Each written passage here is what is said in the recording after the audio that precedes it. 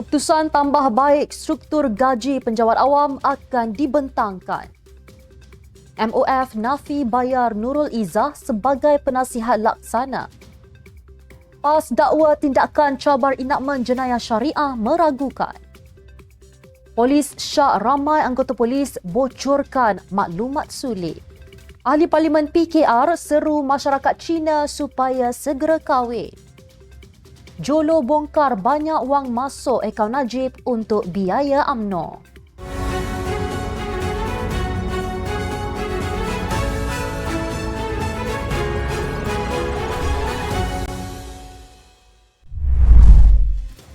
Bismillahirrahmanirrahim. Assalamualaikum warahmatullahi wabarakatuh. Salam Malaysia Madani. Bersama saya Mirakilah dalam Netstep News edisi petang 14 Februari 2024 bersamaan 4 Syaban 1445 Hijrah. Sebelum itu, jangan lupa untuk subscribe YouTube Netstep TV dan follow Facebook Netstep Malaysia.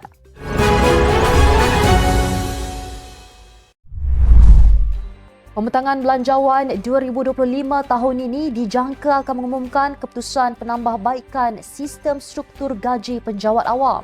Kenyataan oleh Jabatan Perkhidmatan Awam JPA memberitahu cadangan penambahbaikan itu akan dimuktamad dan dibentangkan dalam mesyuarat Jemaah Menteri selewat-lewatnya pada awal suku kedua tahun ini untuk kelulusan. Perdana Menteri Datuk Seri Anwar Ibrahim dimaklumkan oleh JPA semalam semasa mempengerusikan mesyuarat jawatankuasa Induk Kajian Sistem Syaraan Perkhidmatan Awam Bilangan 2 2024 yang turut dihadiri Menteri Kewangan 2 Datuk Seri Amir Hamzah Azizan. Menurut kenyataan itu, dikatakan penjawat awam di segenap lapisan perkhidmatan masih boleh mengemukakan cadangan penambahbaikan sistem syaraan sedia ada meliputi segala aspek perkhidmatan melalui portal semakan saraan yang telah dilancarkan sejak 7 Ogos 2023 di pautan semakan saraan jpa.gov.my sebelum 1 Mac 2024. Mesyuarat tersebut telah membincang dan menimbang inisiatif penambahbaikan dalam kajian sistem syaraan perkhidmatan awam terutama berkaitan dengan aspek meningkatkan pendapatan boleh guna penjawat awam.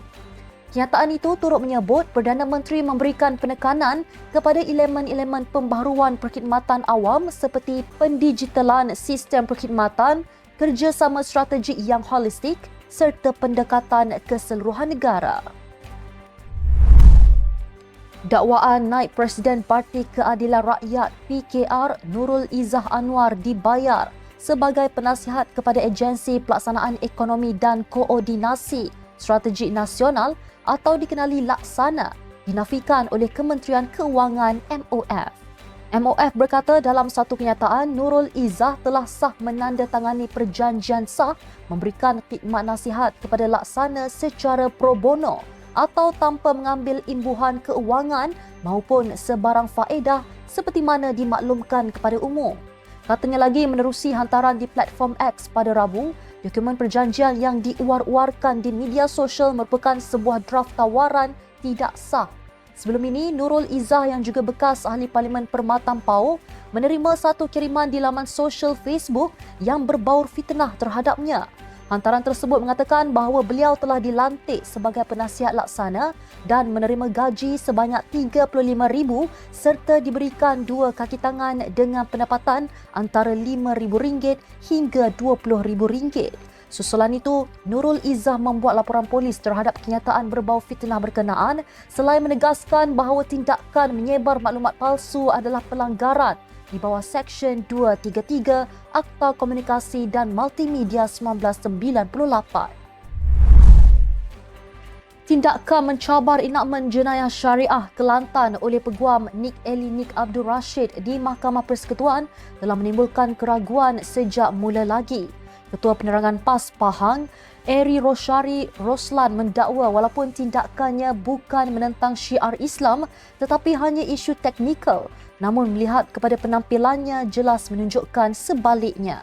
Katanya sikapnya yang lebih mengagungkan bahasa Inggeris, sud dan tali leher barat dan dalam masa yang sama mempunyai prejudis terhadap ulama telah menyumbang kepada keraguan hari ini.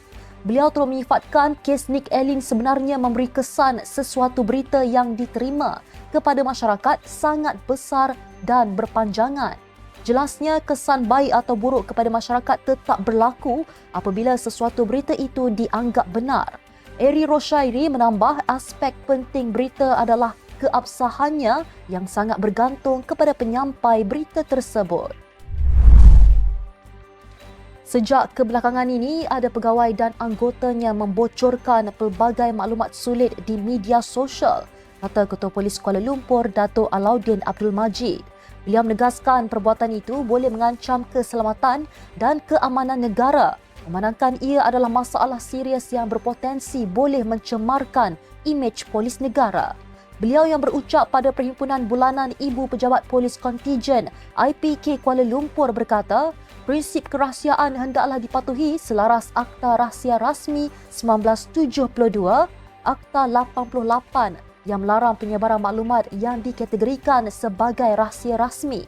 Tambahnya lagi, kepesatan perkembangan teknologi masa kini memberi peluang dan ruang kepada penyebaran maklumat ini secara berleluasa tanpa menganggap implikasi pendedahan mampu membawa liabiliti jenayah di bawah akta itu. Sementara itu, Alauddin berkata Jabatan Siasatan Jenayah Narkotik Kuala Lumpur berjaya merampas pelbagai jenis dadah pada bulan lalu, membabitkan nilai 1.7 juta ringgit berbanding 1.8 juta pada bulan sama tahun lalu.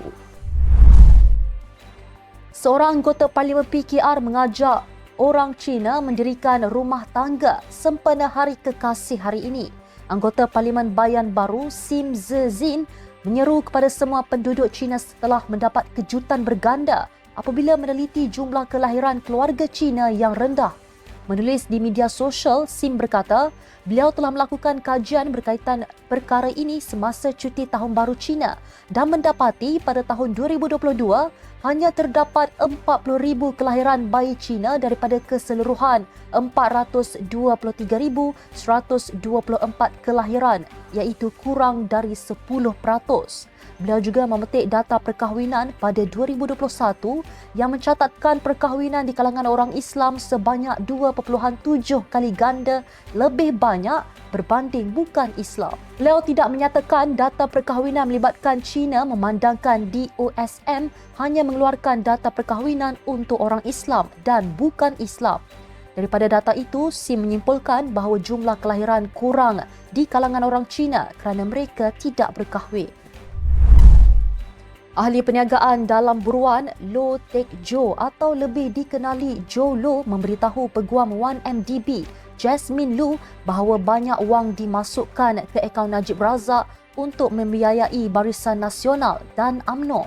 Peguam itu seterusnya menyampaikan kenyataan itu kepada Mahkamah Tinggi dan mendesak Low untuk mengetahui tentang transaksi berkenaan. Tetapi Low mengatakan dia akan mengendalikan perkara itu. Low juga memberitahu peguam itu jika berlaku sebarang kemungkinan, dia mempunyai bukti bahawa ia dilakukan atas permintaan dan pengetahuan Najib. Ketika itu, pemeriksaan utama oleh Timbalan Pendakwa Raya Dipa Nirtevaharan telah berjalan dan Peguam Bela Syafi Abdullah membantah dengan berkata kenyataan Lu adalah kabar angin. Dalam jawapannya, Dipa berkata bantahan itu harus diambil semasa penghujahan. Lu, saksi ke-50, pihak pendakwaan berkata beliau mendapat tahu daripada laporan media pada 2015 dan 2016 bahawa banyak wang dimasukkan ke akaun Najib dan mendapatkan pengesahan daripada Low tentang tujuannya.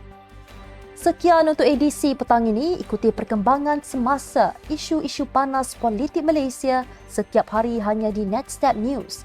Jangan lupa untuk follow Facebook Netstep Malaysia dan subscribe YouTube Netstep TV. Netstep Malaysia menjangkau informasi, mengora inspirasi. Saya Amira Akilah, Assalamualaikum dan salam sejahtera.